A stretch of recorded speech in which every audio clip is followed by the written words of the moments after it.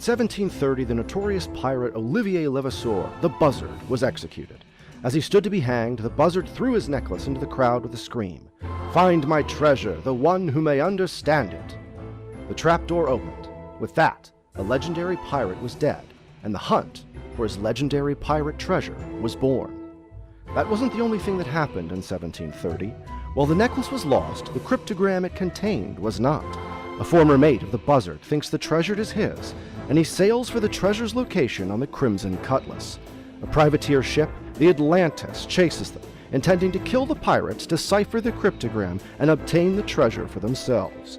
It is believed the treasure was laid to rest on Bourbon Island 9 years ago, that the Buzzard captured the Portuguese galleon Our Lady of the Cape, which was loaded with treasures belonging to the Bishop of Goa. The Buzzard gave his crew 42 diamonds and 5,000 gold guineas, but kept the rest of the unimaginable treasure for himself. That treasure has never been recovered, and many people still work on cracking the Buzzard's code. Will our time travelers help or hinder the Atlantis? Will they become pirates? Will they get out with the treasure, with an answer to one of history's great mysteries? Or will they merely escape with their lives?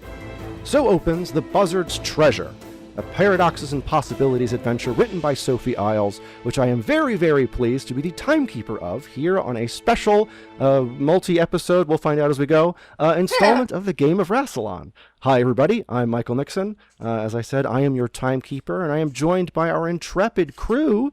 Let me start with Riley Silverman, who's usually our doctor, but today we will discover a new character for... Oh, interesting. I'm surprised you're starting with me because of the uniqueness of my character. Oh, we're not going to do character build just yet. Oh, okay. Sorry, got you.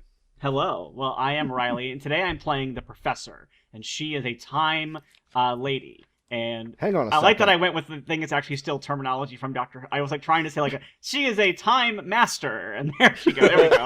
It's impossible. Yeah. Every fan has tried. Yeah. But thank you, Riley. Many people have succeeded. They call it Loki. They call it they call it Legends of Tomorrow. The Librarian. She's a time legend. Show. Yeah. Yeah. Don't call us the librarian. She's a chrono regent. Oh dear. Okay, yeah, so I'm just time cadets. We have to find Carmen Sandiego. I can't tell you how excited I am to not play the Doctor today. Like, I'm okay with it. No doctors, just players. No mercy. Also, no gods, no masters. No. Also joining us is the ever wonderful Ben Padden. Hello. Who I've stolen their job. It's we've actually swapped apartments. We had to play this game to determine who knows more about the other. And I lost because it's funny. I don't know what Michael's day job is. I thought he was a transponder. Apparently that's not even a word. So we've swapped apartments and therefore roles. No, I have myriad jobs. None of them make sense. Don't worry about it. Don't worry about it. There's nobody in my basement. I don't have a basement. Dan, it's great to talk to you, Dan. How are things? I mean, they could be better, but thank you for asking. No, everything's great. True? Happy to be here. Let's time travel in a different way. Ooh, yes, that's true. This is a interesting, different system. It's very fun. And speaking of very fun, we are also joined by Cho. It's great to have you with us. I love how you said I was very fun, and then it's just me making a snorting noise with my mouth because I'm like, how dare he compliment me in such a way? Hi everyone. Never again. I was just gonna tell you, Michael, that you kept saying Buzzard, and all I could picture was a pirate dodo in my head, and this pirate dodo like pointing at people around. So that might not be what you were going for, but it's now. Yeah, I'm just scribbling Skeksis from Dark Crystal in my notes real quick. There you go. Up here. There I have a treasure. Scribbling Skeksis is a great exclamation. It's my prog rock band, is Scribbling Skeksis. And now that I've introduced all of these wonderful real people, we should start digging into these delightful imaginary characters who will be our travelers. So yes, the beginning of our adventure, of course, begins with our time traveler's home. I'd like to actually discuss with the group, where do we think we're based? I think my pitch would be maybe like a small town kind of suburban garage inventory kind of vibe. It's almost primerish now that I think of it. But what's in everybody else's mind? Or Back to the Future-ish, like a little bit. Yeah, yes, also, no, yeah, that's fair, yes.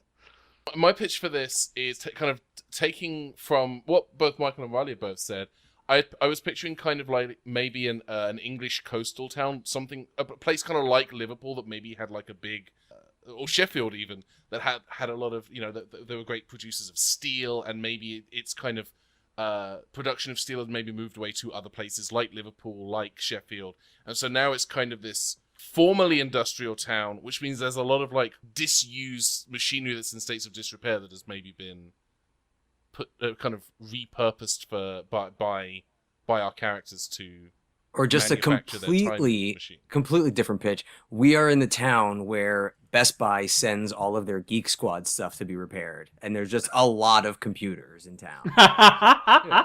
The town is just called Geek Squad, Massachusetts. Yeah, I was gonna say, yeah, you're in the Geek Squad Shenzhen zone in Ohio, and yeah, all you do is Repairtopia. I love the idea that Ohio is just the name of a town. Like we're in the town of Ohio. Ohio, Wisconsin.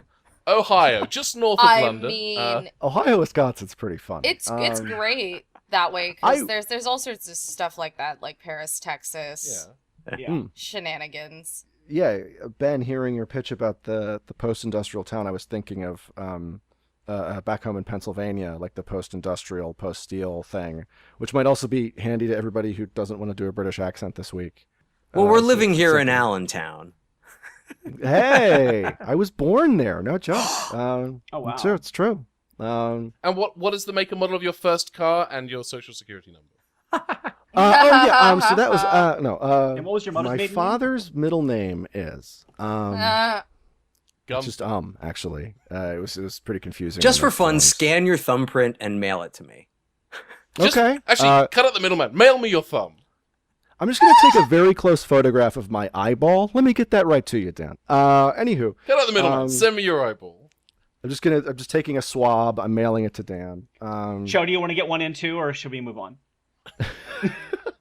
Hey, Pennsylvania's great. Just want to throw that out there. I was just gonna suggest Forks, Washington. Just kidding. Mm-hmm. So we could be the city of Ohio, Pennsylvania. Well, I love that. I know nothing about Pennsylvania, but let's do it. I know it's where the There's pencil literally comes like from. an Egypt, Pennsylvania. These things happen. Well, Pennsylvania is a weird state because depending on where you are in the state, you're either in the East Coast or you're in the Midwest. Like it's a really strange, like. Coming from there, Riley, you could end the sentence with Pennsylvania is a pretty weird Oh no, state. I'm from Ohio, so I'm with you. Like Michael, we are very similar, but yeah, Eastern Pennsylvania is very East Coast, and then Western Pennsylvania is like the Midwest. Like it's a very weird. And then like Southern Pennsylvania is the South, basically. It's a very Oh bizarre. no, let's not go to Southern Pennsylvania. It's this weird little small scale model. It's a very odd state. Well, most of America really, if you're outside of a major metropolitan city, is a red state. Like there's no state in America where outside of cities it's not red. If you've ever driven from Los Angeles to San Francisco, it is like driving in between. It's like driving out into Mad Max territory. Like it's right down to the lack of water. Yeah, Well, every you don't want to get restaurant is addicted to accidentally it. Mad Max themed. Yeah. I like Ohio, Pennsylvania, but how's everybody else? I'm for it, frankly. I have no objections. Perfect. Our heroes reside in the town of Ohio, Pennsylvania. I have a okay. If we're not going to do the steel thing, what if Ohio, Pennsylvania was the pencil sharpener capital of the U.S. and it's no longer the pencil sharpener capital of the U.S.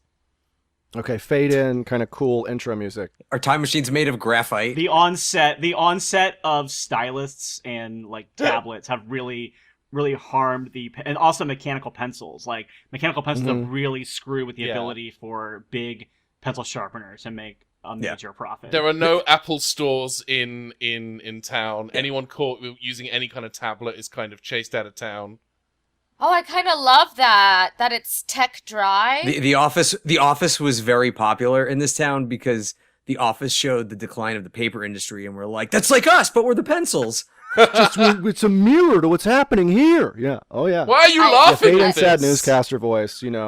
Once the steel dried up, the town of Ohio, Pennsylvania thought they could rely on their graphite industry, but now even that's in peril. When the first season of The Office aired, then that summer when the 40-Year-Old Virgin came out, it really threw them off because they thought those first 6 episodes were an actual documentary about the because it was hitting so close to home. Yeah. And they're like, wait, that guy from that documentary went on to become an actor, and he's in this movie about being a virgin at 40 years old? I don't know what's happening. You know what? Yeah, no one in Ohio, Pennsylvania has seen The Daily Show. That's probably accurate. It's the town from Waiting for Guffman. That's just it. Penny for And your aren't we thoughts. all waiting for Guffman? Well, you're Sorry. all bastard people.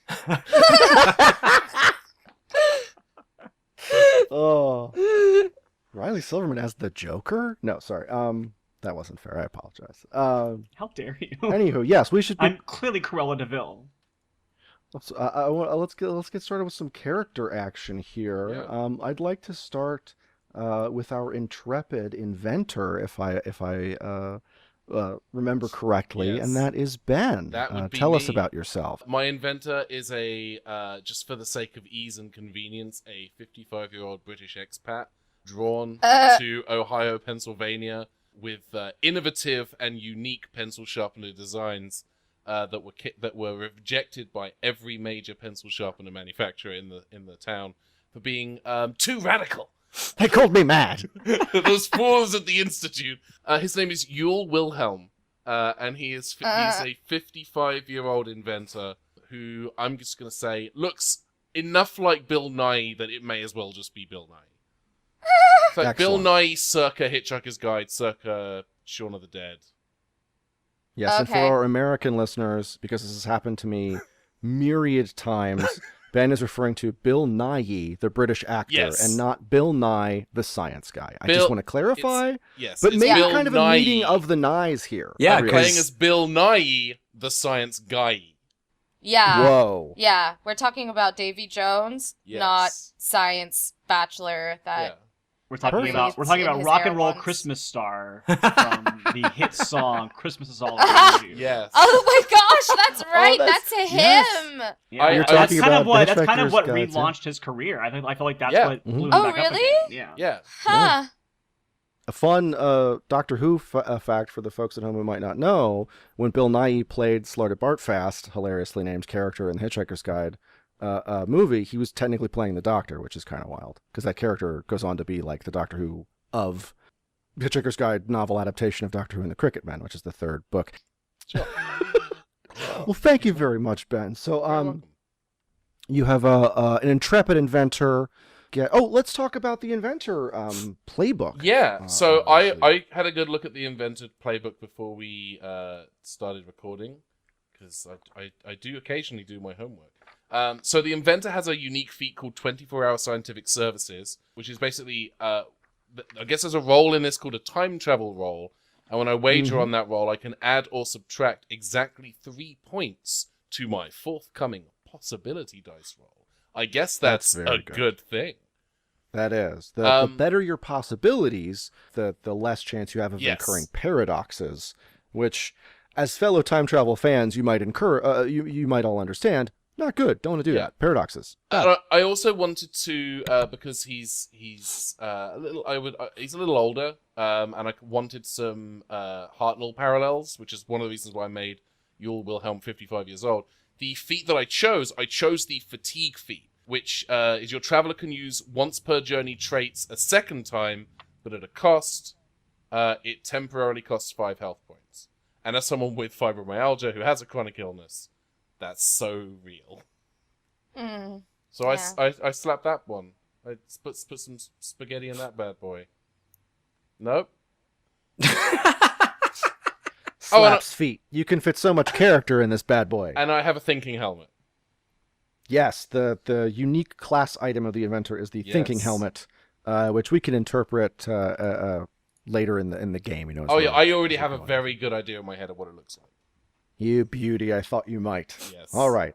Dan, it does not look like Doc Brown's mind reading helmet. I mean, that was my assumption, but I'm not gonna build your character for you. Well, it's nice that you pivoted to Dan there, because I did want to jump straight over to Dan. Could you introduce your character to the group? I think you already make a great match for our inventor, which is very cool. Yes, I will be playing as the survivalist class. The survivalist is usually the damage dealer, sort of, Rambo. Except that I am playing as a 63-year-old government employee who is a scout leader, and so all of his survival training is from a handbook. His name is Barry Gengert, but everyone always gets his name wrong and calls him Barry Gogurt. Sorry. That was Amazing. an unhuman-like snicker. I apologize. to I loved it. everyone. You have nothing to Beautiful. apologize for. I'm going to preserve it in amber. So as the survivalist, you get the trait of more efficient, which is great. You get to go first in the initiative order for combat stuff. Which is Yeah, nice. which if I were a normal survivalist would be fantastic. But we're going to see what happens when Barry Gogurt has to go first every time. What's your second feat, by the way? My second feat is absent-minded. So it actually kind of goes in tandem with my class item, which is a backpack, which lets me 3 times attempt a roll to find an item, very similar to the pockets. I can't think of what it's called. Resourceful pocket. Resourceful pockets, yeah, Nice. very similar to that. So my character does have a lot of items, like Swiss Army knife type things, but the absent-minded one lets me attempt to do further rolls on this. If I roll, when I roll a d20, if I roll a 2 or under, I have lost the item and it's somewhere else, whether in space or time. And if it's over an 18, I have found an additional item. So yeah, basically packing heavy for quote unquote any situation that he has never actually been in. And maybe grab the wrong bag. I love Absolutely. it. That rules. That is terrific. Okay, already we've got like a interesting group of olds to deal with, so I'm very curious. Well, he's what 2 years away happens from when- retirement, so. Oh, they always are. They always are. Oh, But yeah, it's better yeah, than that it's better than is true. 2 days. If it was 2 days, Yes. then Dan's playing our red shirt for sure. I look forward to Dan's character dying in 1 year, 11 months, and 29 minutes. I'm drawing a target on you, Gogurt.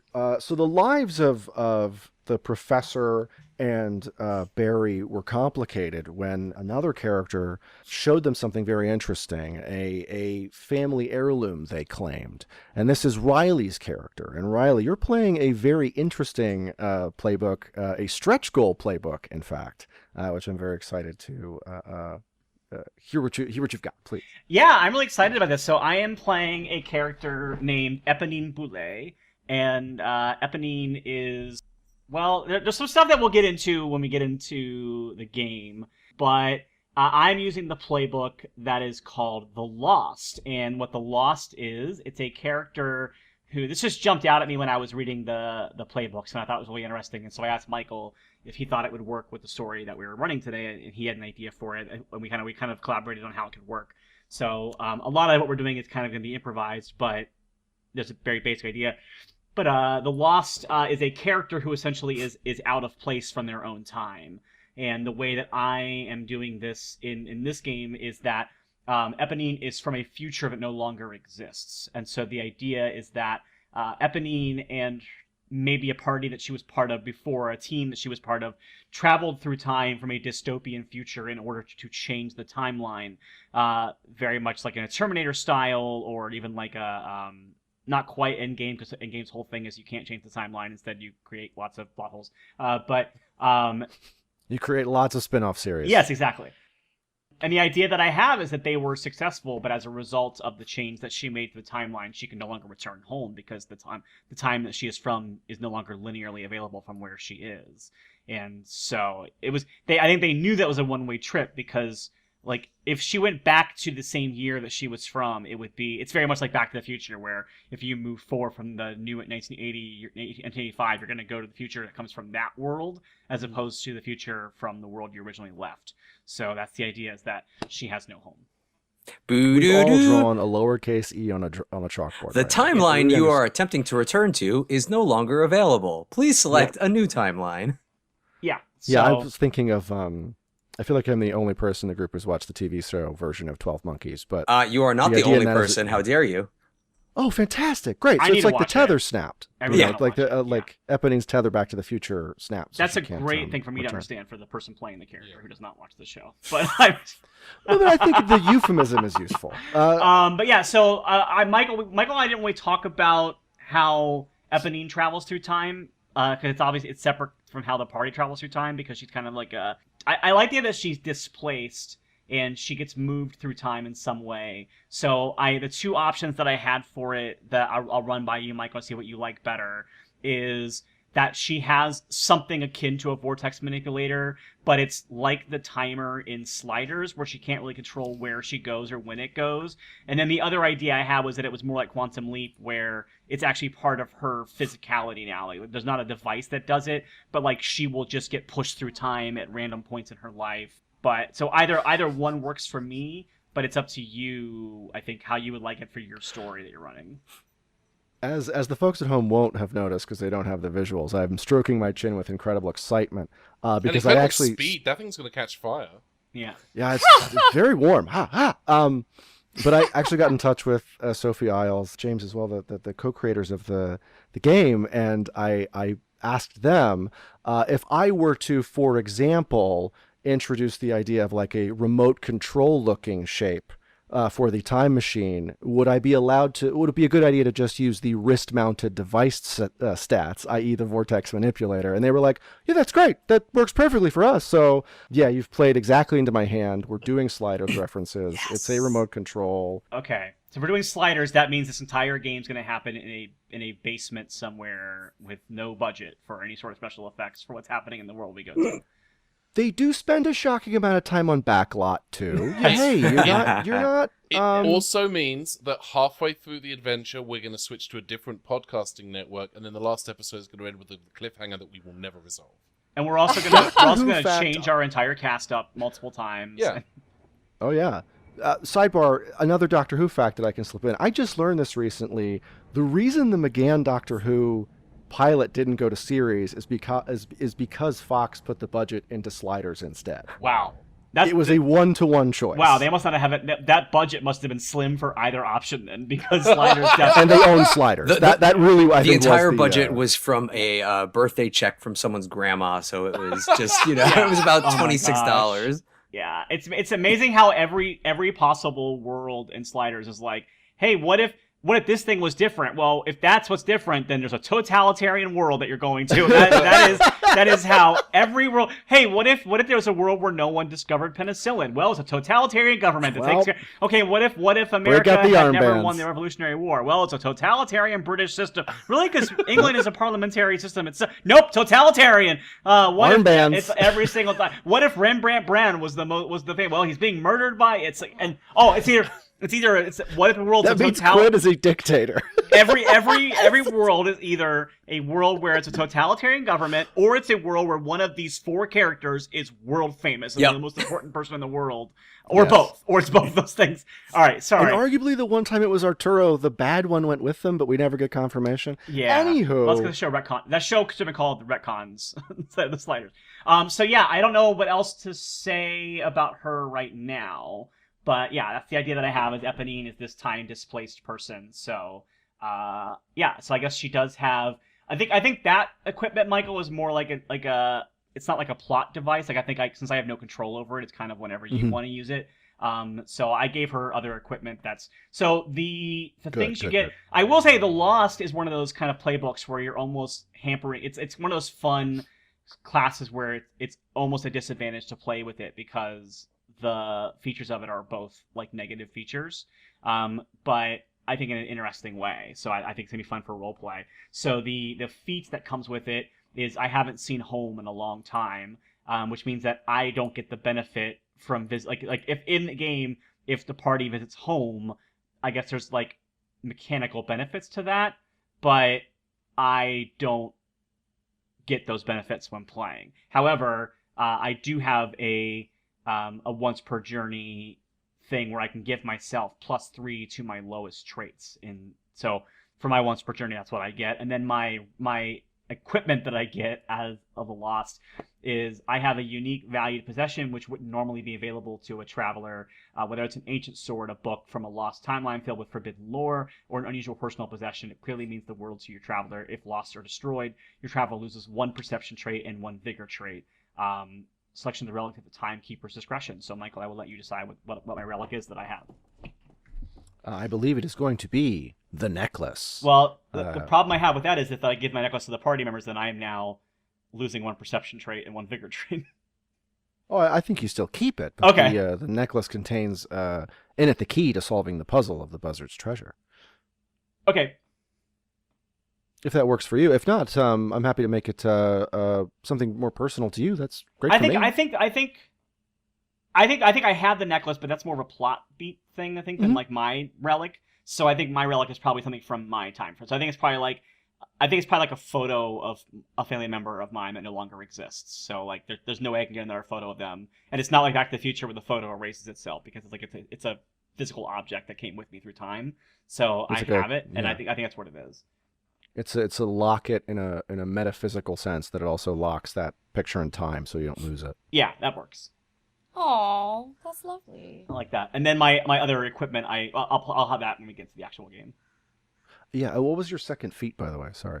Oh, the feat that I chose that I think makes the most sense was disguise. So my travelers adapt to pretending they belong and will not be challenged as being out of place unless they give the entities a reason to do so. Because I figured that if she is someone who is constantly moving through different time periods, she has probably learned some tricks for learning how to blend in the time periods that she goes to. Because otherwise, I think she would not have a very long, lived life. So, yeah. Fair. Very fair. So, I like that. yeah, I looked at What's other stuff, and that was just like I don't know what else I could get. Yeah. What sort of age are you thinking, by the way? That's complicated because of the way that we've decided to play this character out. So I think during the adventure she will be 43 years old. Terrific. Yeah. Right. Great. And then our final player is Cho. What playbook have you decided on? I think I'm gonna go with the psychic. I was reading it, and it Ooh. seemed pretty complimentary to our group so far. So just to give the listeners a little bit of background on the psychic is for those who want to perceive the hidden layers of the world. Not only are you a time traveler, your mind is tuned to wavelengths most humans can't conceive. Whether you want to listen in others' thoughts, feel the hidden paths of the world around you, or control fire itself, you're ready to explore the depths of the mind itself. Ooh. Dun dun dun. Ooh. Dot dot dot. Yes, your unique feat is wild talents. Yes. So you get very exciting special abilities, including a whole extra list of feats. I so I'd like to know. what feats you're thinking of going with. Yeah, so I think it's just one, correct? If I read that correctly, yeah, Yeah, it you says choose one. Yeah. You get your feat from the psychic playbook, which is wild talents, and then you get to pick one from either, because you're the psychic, you get to pick one feat from either the general or psychic feats list. Which I love. Because You it's better, because you picked the awesome. psychic class, so if you're like, oh, I hate these. Oh, this is the such a waste of my bullshit. time. Oh, I hate these. No, that would be horrible. I wouldn't do that to y'all. Well, one of the psychic tricks that I was looking at that I really liked was psychometry. Ooh. Mm-hmm. Ooh, With I a- love psychometry. I know, Yeah. isn't Oh, it hell yeah. great? With a touch Yeah. and a successful perception check, your traveler can learn a lot. The general feel of a person, the state of a room, the recent past. With a successful perception check, your traveler can see the past. This view is the past, lasts 1d6 minutes. Look back further than a few months requires a critical I success. dig it. That's so It's very cool. Cal Kestis from Yep. yeah. And then also the Jedi other Fallen one, the Order. guy who's earlier than him, I'm blanking on his name off the top of my head, but I'll think of it. There's another Jedi who has the same ability.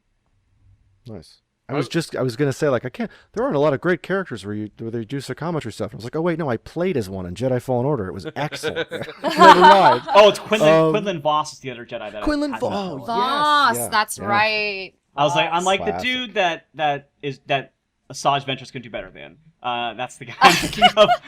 Like, that's like he's a much older character in Star Wars extended lore, but when he was made Right. canon in the new canon, it was with Clone Wars and Asajj, and I'm just like, I'd rather. Anyway, sorry. Go ahead. Girlfriend, swipe left. Swipe left. Wait, that's a different story. Anyway, so Cho, did you have a name in mind? Yes. Age, defining traits, etc. Yes. So I'm gonna give y'all my best deep Southern accent because our Yes! lovely little psychic. Her name is Dolly Maxis. That was named after Dolly Parton because her hair is as high as Jesus lets it, and because she's to the max. I'm already so excited about this character. So, Perfect. Excellent. I definitely took a little bit of inspiration from Catherine O'Hara's character in Best in Show, Yes. which I just so I have a feeling like she's got some sort of small animal with her at all times. I want to say a cat because we love cats here. Yeah. And purse his cat? name is Winston, and Winston and Dolly just they can't go anywhere without one another. But oh, hold on, she's getting a feeling. Her hair needs to be higher. That's what the spirits are saying. Gotta reach heaven. Yeah, there is. I will say in the rule book it says you're not supposed to travel with animals or children. But if you were willing to make one of your items or equipment or however that works, the Winston in the purse, I'm gonna make an exception because that rules. I'm starting to think now like it should be a budgie, like on her shoulder, Oh my and it god. just always I love it. sits there, and it kind of hides in her hair. It's like her hair is so high, it's a nest, and occasionally Winston will pop out like a cuckoo clock.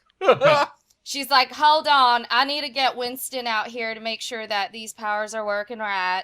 Winston! Okay, now that his head's out, I can focus better. Hold on. I just need to feel the room. I'm going to tell you, I'm going to confess to the group, I had to look up what a budgie was just now. I was expecting some form of chipmunk. And when I saw it was a cute little bird, my only option is to say very yes. Yes, that's Thank happening. I appreciate it. What's funny is when you said budgie, I'm glad that you confessed it, Michael, because I also didn't know what a budgie was. I thought it was a type of cat carrier that you would wear on your shoulder, the way she described it. Like a budgie that sits on her shoulder. I'm like, oh, is it like a weird cat holster that you walk around? Because I need to get one of those, and that's a thing now. But Here's a fun fact. In Australia, a Speedo is referred to as a budgie smuggler. Yeah. Perfect. Oddly more, strangely seems more elegant than banana hammocks, so you got to give them some credit. well, speaking of budgie smuggling, let's budgie some time for the show. So are we describing a time machine before we wrap up for this building session, or are we? Yes, I think we've got all the elements at play here for a perfect opening to our story. We begin in a dark living room in Ohio, Pennsylvania. Crowded around the table at the den are Professor Yule Wilhelm, a wily inventor of 55, Barry Gogurt, as many call him, a 63-year-old former op and scout leader, and Dolly Maxis, and, of course, her faithful animal companion, Winston, a psychic of great wild talent, all working together to try and commune with the future. But what comes calling is not from the spirit realm or from a strange interdimensional world. Instead, with a flash, arrives the visage of Eponine Boulay, older, wiser than we may see her later, wink, wink, wink, wink, wink, with a message and an item for our team. She brings with her a necklace and the secrets of the Buzzard's treasure. Oh, okay. I don't even know how we would begin to play this, so please go wild, everybody. Let's get some voice action. What do you think? What are some snacks on the table? Dolly, what'd you bring? I didn't call for you. Crap. I was trying to connect with our old neighbor, Mrs. Klaus. Crap, who are you? Oh, that's right. It wouldn't be yet, would it? I just came in the front door. It was unlocked. I knocked. Who left the front door unlocked? I'm going to say it was probably Froobs. And I'm also going to say that I call Barry Gogut Froobs because in the UK we call Gogut Froobs. So that is Yes, my I nickname love for that. Barry Gogut and getting your name wrong. My nickname twice. for getting your name wrong. I love it. Our version of Chesterfield, exquisite. And I think you pointed at Barry, and he has half of a deviled egg already in his mouth, and then drops it on his shirt and leaves a stain. Oh, jeez. I'm sorry. I Barry, thought I locked it. We can't take you anywhere. Ugh, you messed up my deviled eggs. Cheese and crow. I mean, they're very delicious, though. I'm I gonna grab Thank another one. Winston for that. I have to ask, strange spirit, I suppose. What are you doing here? Well, again, I'm not a spirit. I like I said, I came in the front door. That's why you yelled at your friend, your fruit friend here. Hello, Barry. It's actually good to see you again. It's been a long time. You've never seen her before in your life, just so you know. I guess that. Didn't know Barry had a lady friend. Oh, Barry, well, soft on the eyes over there, hiding all this Oh, nope. delicious tea from us. Nope. I Barry. just don't assume that. Nope. I know Barry. I know you, Dolly, and I know you, Professor, character name Riley already forgot. Wilhelm. I know you as well, Professor Wilhelm. And wow, this is very weird. I didn't anticipate how weird this was going to be. I will assure you, it's quite weird for us also. Well, I forgot my manners. You want a snack? You want one of these deviled eggs? Not the one Barry dropped, obviously. you Sit know down. what? Yeah. Sit next to me. Come here. Come here. Come oh, here. oh. Here. Oh, I'd forgotten. God. I'd forgotten. And then I sit back down and I go, "Oh, Winston, hello." And I hold my finger out to see if it'll hop on my finger. And I would expect Winston, like the little budgie, to like hop out of Dolly's front hair and like hang out on her finger. Oh, it looks like you made a friend, Winston. You know, he's so clever like that. He's psychic too. Dolly, I keep telling you cannot bring that bird into my laboratory. Well, Wherever I go, he sanitary. goes. I will say that you might want to keep that bird close because he is definitely resourceful. And then I let him hop back over to Dolly's shoulder. And I definitely take a deviled egg because why would I ever turn down a deviled egg when it's being offered to me? Right. A woman with taste. Yes. Right. Well, it's weird that I'm here, and it's weird. I'm uncomfortable. So I am just going to. I think it's probably weirder if I try to explain this. So I'm just gonna give you this, and I have a necklace. I have a pair of necklaces on my neck. One is a locket, and the other one is. Is this necklace also a locket, Michael, or is it? So the necklace, I think, is sort of another sort of I think a larger locket, maybe even close to palm sized. And when it opens, inside is a map to the island, the Bourbon Island, with some sort of paths drawn on it, almost like the paths of two ships. Okay. I think when I hand it to Professor Wilhelm, I don't open it up so that he can see that yet. I think that's something I'll let him discover on his own. But my necklace is a little locket that actually looks like a pocket watch. And like when it pops open, it does have a photo in it. I probably don't show you that. You just see what looks like, almost like if you've seen the necklaces they sell for Doctor Who that are like the Master or Doctor's fob watch, and it's like a necklace you can wear. It looks like that. So it's like not like super. It's not as big as the fob watch on the show, but like it hangs from it, and she has that around her neck as well. So she gives you the necklace that Michael described. It's like almost like this big pendant, and she goes, I'm gonna go, but thank you for the egg and the bird visit, and yeah. Thank you for a pendant. And then he puts the pendant in his junk drawer and gets back to trying to invent a self-juicing orange. No, he immediately opens the pendant and finds inside. What in the written adventure would be a complex cryptogram that I am not going to try to turn into an audio podcast puzzle. Instead, what you find inside is a map featuring the location of the Bourbon Island, even a lake listed on the Bourbon Island that you will later come in your research to find does not appear on any map of these islands. Well, the back of the map reveals to you that the secret is, of course, in time.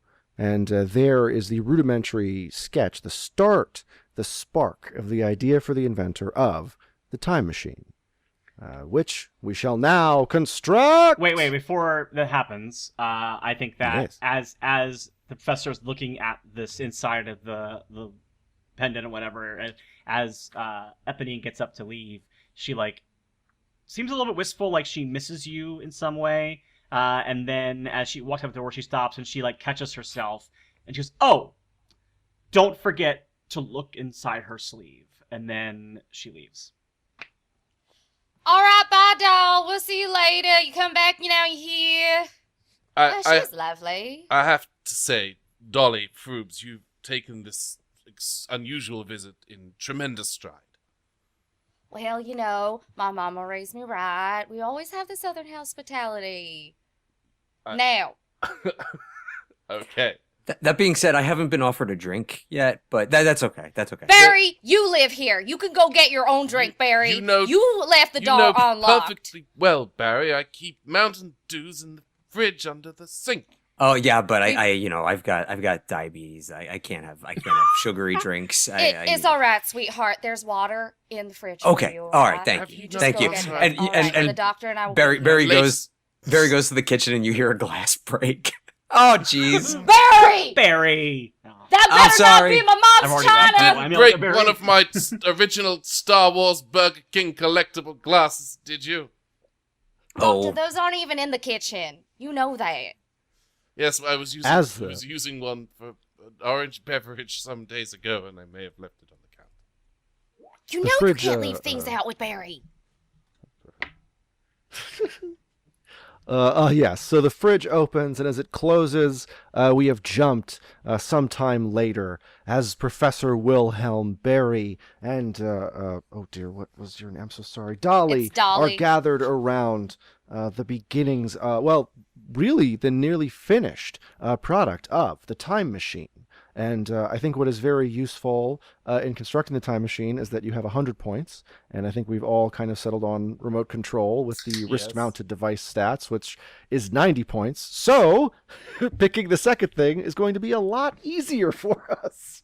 Yay! What page is that on? That is, the pages are not numbered. It's in the it building is your time 17. machine section. What's hilarious It's is 17. there are only 3 things that are 10 points. There's Yep. Exactly. phone charger. And then there's the super appropriate for our show, positive neutron flow and negative neutron flow. Yes, indeed. Yes, I'm going with the positive. What are when it comes to travel points? How does that impact using the time machine? Let me... I think when you roll, when you take off, you're trying to hit like the middle numbers, and the positive would basically automatically give you an additional +5. So if you were to roll Okay. poorly, it would put you better, and negative would be the other way. Okay. Yeah, I'm good for positive. I like that kind of can-do attitude. Yeah, let's give it the positive neutron flow. With sweat pouring from every orifice on Professor Wilhelm's face, he wipes it away with a nearby rag and says, "There, it's taken nearly 27 minutes, but I finally finished building our time machine. As soon as we finish applying the decals I got from the November 1994 issue of Nintendo Power Magazine, we'll be ready to go." But doctor, it's smaller than my wristwatch. Professor, please. It's Professor. It's an See, appropriate... that's a hard word for me to say. It's got 3 syllables in it. Surely there's enough room in your hair to contain at least one of them. It's fine. The time device creates a positive neutrino field around whoever happens to be operating in at the time, and as long as you are near that individual, you too shall be transported forwards, backwards, or forwards in time. So like the movies. Like every movie. Like that Michael J. Fox. He's so handsome. Yes. Oh, Just Teen Wolf, yes. Doc Hollywood, yes. No, Barry. Teen Wolf Barry? Really? Teen The Wolf American. Barry. No, Barry, we're Is it talking too late to about change my Barry. character's name to Teen Wolfberry? No. Yes. As the timekeeper, yes. Right here in the rules, it says Teen Wolfberry. Do not. Yeah, sorry, I can't let that in. I'm sorry. So I guess I'm looking at the documentation. I've already thrown away like the thank you for purchasing the necklace paperwork. I've thrown away the EULA, and I'm looking now predominantly at what I guess are temporal coordinates. Is that what they are for where Bourbon Island is? Yes, indeed. You have settled on the time and place you believe will be the exact moment, the needle to thread, as the game puts it. You're trying to land right on the island near this lake that is on the map and on no other map, and you're trying to land at exactly the right moment. Lovely. I say we go to Vegas the day after Elvis died. I want to see how wild it gets. No, Professor, No. I thought we were supposed to go to this very specific spot that Barry found. Barry? Barry! Yeah, yeah. You have all the things we need. Where are you when we need you, Barry? Oh, this is a very small house. I'm just trying to get my backpack on. It's very heavy. I'm sorry. And I go to put my backpack on. I start like tipping backwards like I'm gonna fall. And at the very last second, I catch myself. Ooh, I don't know. I didn't want to get turtled again. Marvelous. Barry, could you hand me the paper from the bracelet, the neck thing, the jewelry thing, so I can punch in the correct date and time? Okay. He means locket. I am going to insist upon this being an absent-minded roll. Okay. Excellent. Because yes, we've got our first ability check. Yeah. Very exciting. So I roll 1d20 and I need an 18 or higher to succeed. Otherwise, I don't have it. Oh, Lord. Absent-minded is brutal. I got a 6. So Oh, That's a no. yeah. Well, I don't think it's you need not. me to tell you that doesn't work. Yeah, it's not lost. It's just I don't have it. So oh geez. Okay, I saw it Barry? before I got a drink. Ba- Maybe it's in the other room. Barry, Do I need to go find it, Barry? why do I give you these things for? It's fine. It's okay, Professor. I go shall find go it. and see if it's in the. And then I clump.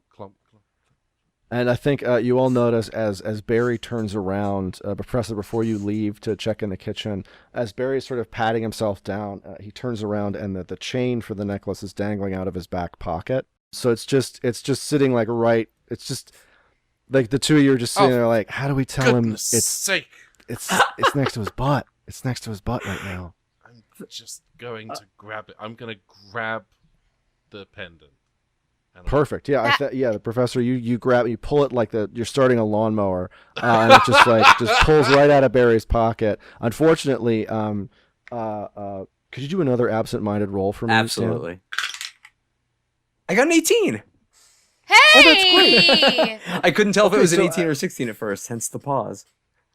That's perfect. So that means Barry, you feel your wallet start to leave your pocket, but you reach back in time just to prevent the Professor from also pulling he your extends wallet, his arm into and the with past and prevents it from. Yeah, it could have gone very bad. If you'd rolled badly, the wallet would have gone full George Costanza and Seinfeld, and just receipts everywhere, wind machine act. Just very big. The document in this pendant says we're traveling back to the summer of George. 1730. Yes, indeed. To a Are period we of dressed Summer right for of that? George. Everyone, hold on to your butts, for that is how this time machine works. Well, so far that might not be the worst advice. If we're being honest. All right. So we get to do something very unique to this game and kind of purposely complex, which I like, is the actual time travel thing. It's a 3-step process. So what's very exciting about the sheet as it stands right now is it states that threading the needle, traveling through time is a 3-step process and proceeds to list 4 steps, which I think is a deliciously paradoxical and a possibility-filled way of doing this. I don't mean to be in any way rude. Sophie and James have been extremely kind to us in terms of getting updates and all sorts of things our way. So huge thanks to them. I'm very excited to jump into the part where we actually do the time thing. Yes, do it. As the game notes, it's extremely dangerous, incredibly hazardous. You could turn into a baby. Hopefully that doesn't happen, because yikes. All right, so first we begin by making the appropriate dice roll for our time machine. In our case, this is a mad science roll, and Ben, I believe Professor Wilhelm will be activating the machine, yes? All right. Yes. So before you roll, if you have any technology... Oh, wait, hang on. Yes. If you have any technology, skills, or feats which will affect this this roll, let me know. 24-hour scientific services, perhaps? Which is when you wager on your time travel roll, you can add or subtract exactly 3 points to your forthcoming possibility dice roll. I don't know if that's... Oh. Well, we're relevant. already getting a +5 from the positive neutron flow. Yeah. Indeed. But you could subtract 2 or 3 to kind of balance out that positivity if you wanted to. That's up to you. I'll leave it as is. I'm good to leave it as is. Okay. So yeah, roll that d20, and hopefully you get higher than a 12. I rolled an 8. Oh, excellent! Which is I believe 14 total. Yeah, perfect. Wait. Okay. No, it's 13 total. Add 5. Uh-oh. Either way, it's over. It's more than 12. Mm-hmm. Well, that's not bad. Okay. I did it. So that's a success. All right, great. Yeah, for the Next. people listening, basically 12 and over is a success on almost every roll. Yes, indeed. That is the key. So our second step, I may have added the feat to the wrong thing, but I want you to succeed in the time travel roll, so I don't care.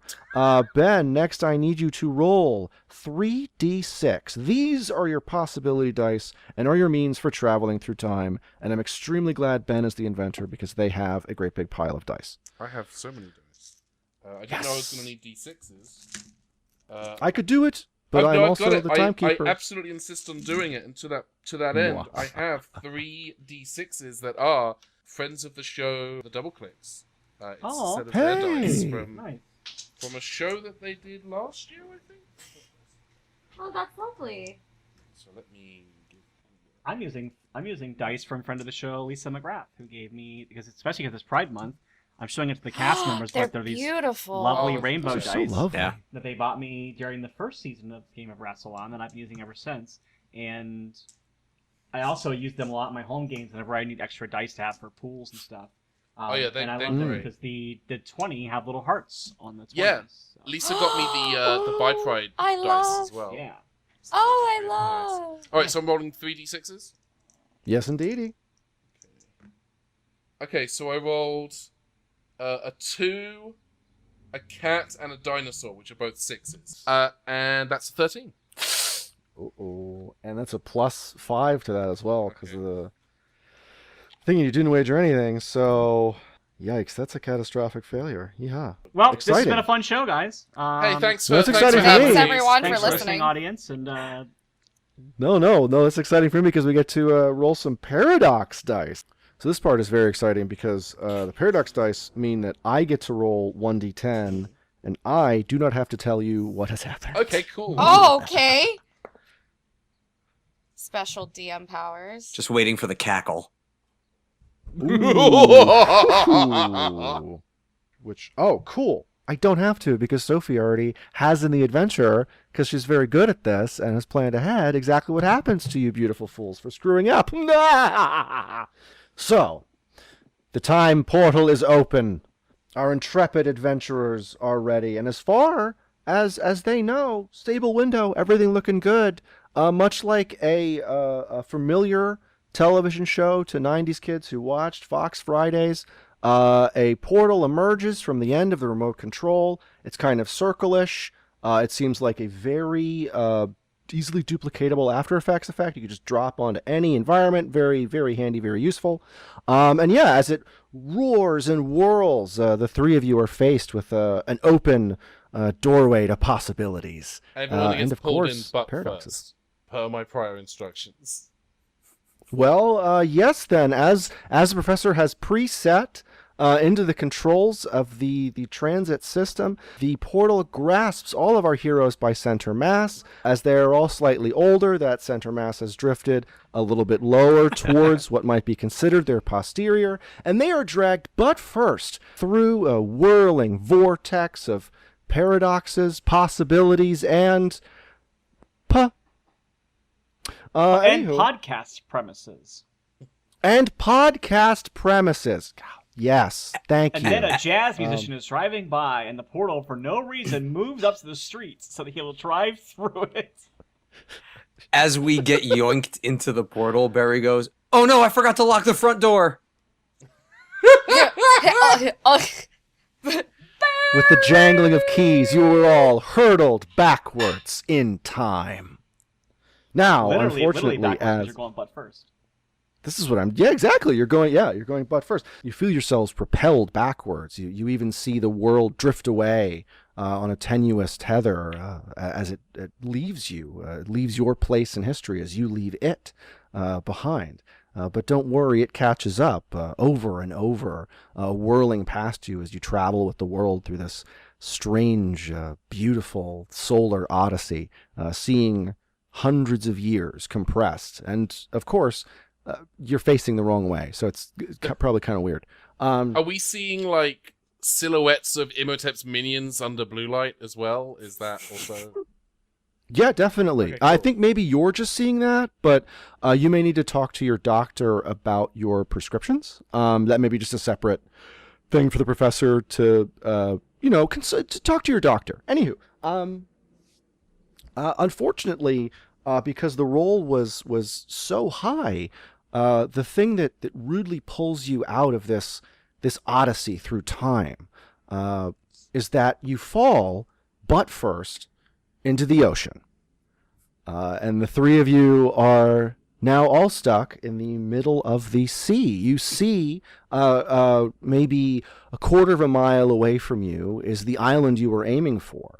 And the water gets into all of your clothes, that you can taste the salt of the sea. You can feel the rush of the wind. And as the three of your heads bob up out of the water, even briefly, the thing that catches your senses more than anything else is the scent of gunpowder, because what you hear behind you is the roar of cannons. So how do the three of you react? I immediately... I was sure I did the calculations correctly. Let me check the remote. And I look at it, and there's like a jam fingerprint on there, and I go, "Gosh darn it, Froobs! I told you to wash your hands while we were building this." It couldn't have been me. There's too much sugar in jam. Diabetes.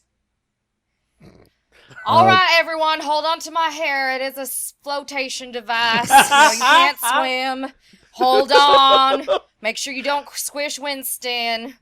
As you all gather around Dolly and the protective power of her incredible hair, Ben, could you do me a favor and do another mad science roll? I forgot to close down the machine. Love to. This is the fourth step of 3, which, again, I want to be honest, I love. I may have rolled an 11. Oh, But you do get does that with the +5? that's... Well, is the +5... Oh, we don't actually do that. That's Yeah. right, never mind. I rolled an 11 total. That's 8 on the dice plus 3 for mad science. Right.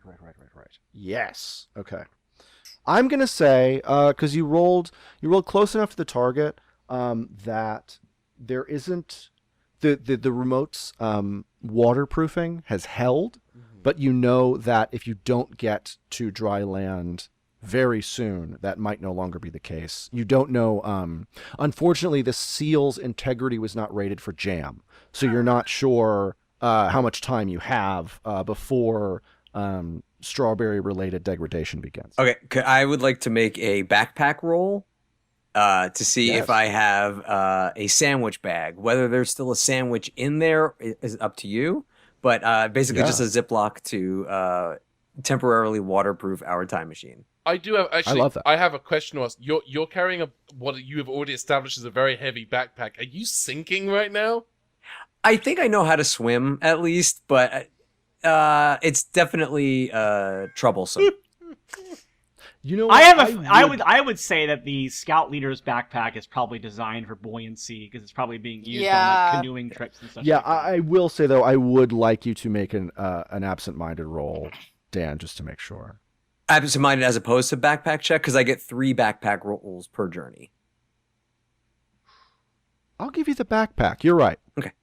So this one is just a straight roll with a 12 being or higher as success. That's a 3. So there goes one of my backpack rolls. Oh, yeah. Unfortunately, you go to look into your bag, but you open the bag, so water starts to get in. And it starts to get. Unfortunately, a good idea has been given to me by the group. Could you do an absent-minded roll for me now to see if the backpack is really weighing you down? Absolutely. Oh, Well, well, making absent-minded. that roll, by the way, I want to say that Strawberry Related Degradation was one of my favorite albums by the Oh, I love The Airborne Cure. Toxic. You're right. Oh yeah, okay.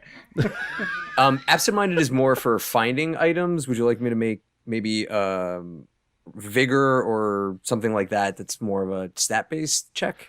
You're absolutely correct. No, it's. I mean, look, this is the first time we're all playing this game, so let's work together. You know what? Could you do a dexterity? Cool. I have 1 point of dexterity. Now we're talking. I rolled an 11, which brings me exactly to a 12. Wow. What a go-gut move. Yes. Okay. I will say you're having trouble moving.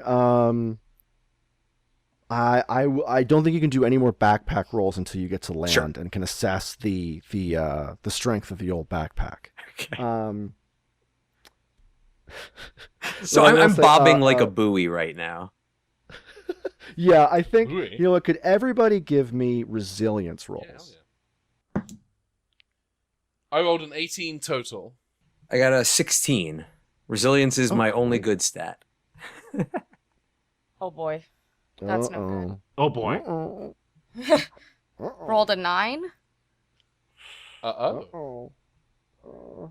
a failure. So I'll say that Professor, you and Barry are able to get to the beach relatively easily, but you're both going to have to make, or you know what, one of you will have to make a dexterity roll to try and help Dolly get out of the water so she doesn't get pulled back in.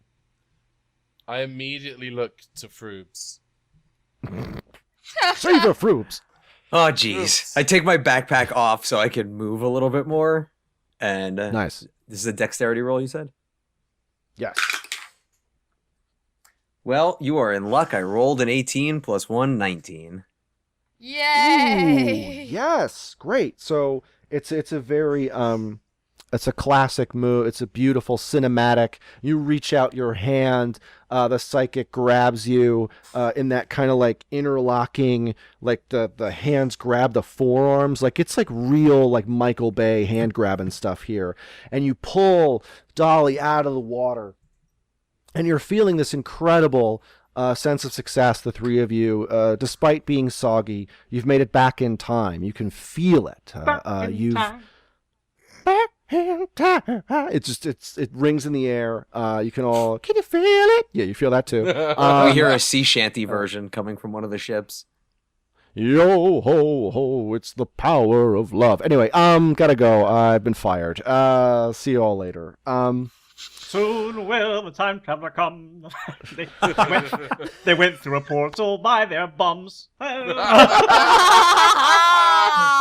Incredible, Riley, Oh, the next time we play the Doctor Who RPG, you should get a story point. yeah, yes. As Note the that GM down. of the Doctor Who RPG, no.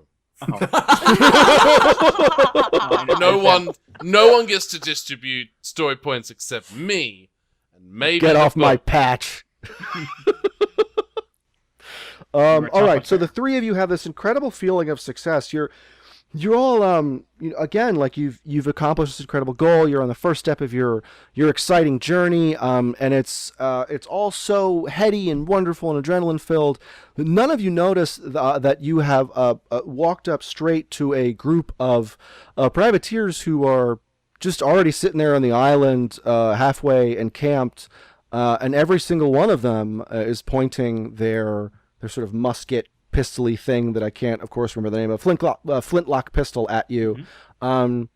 And as you scan through this group, this group of 5, including what appears to be an illustrious captain, all seated on their overturned rowboat, while the guns, of course, catch your eye, the thing you note most of all is the woman on the left, a woman you've met who has never met you, of course, Eponine Boulay. Eponine is dressed in now. When you saw her earlier, she was dressed in much more modern clothes. Like she just had like a long coat and such like that, and like maybe like a V-neck shirt and such. Now you see her, and she is wearing very like period appropriate. She has like a red velvety kind of like bustier type top. And then a bodice is the word I'm looking for, over like a white frilly undershirt over it, and she's wearing like a pink and red sashed under like a skirt with like some black, and it's like bustled, and she has on boots, and she has a tri-corner hat, and she has a long red velvet coat that has that. I never know. It's got like a brocade style to it. I never know what to call that thing where it's like the military style where it has those like blocks of bars that go down the sides of the coat. So it's like a long swashbucklery kind of coat. And I think she has a rapier drawn while everybody else has their pistols. And she does seem to have a flintlock pistol, but she seems to favor the rapier. And she's holding it out as well. And she does not have a look of recognition on her face. So when you say to her, "It's you," she says, "Who are?" She says an expletive that we won't say on the podcast for our family-friendly audience. But she says, "Who the expletive are you?" And Professor Wilhelm says, we met you some time ago, or we will have met you, or you are going to meet us. We've already met you. I'm old and tired and confused. While everyone else has their flintlock pistols pointed at you, she has her rapier drawn, and the blade is close to you.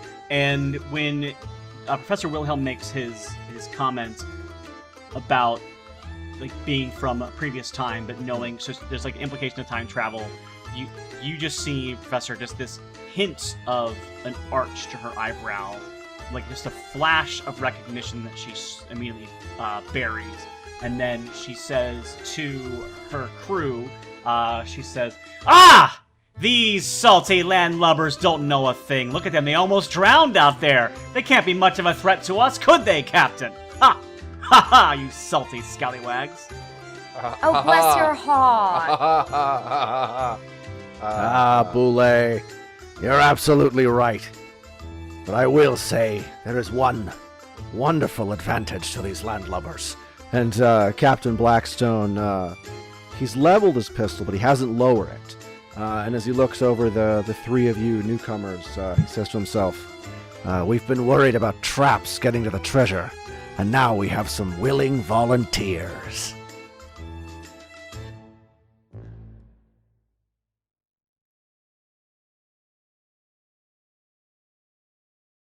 I was just going to say, Dolly's probably picked up a slice of deviled egg and is holding it up to Winston to, like, snack upon right now. Oh, that's kind of messed up.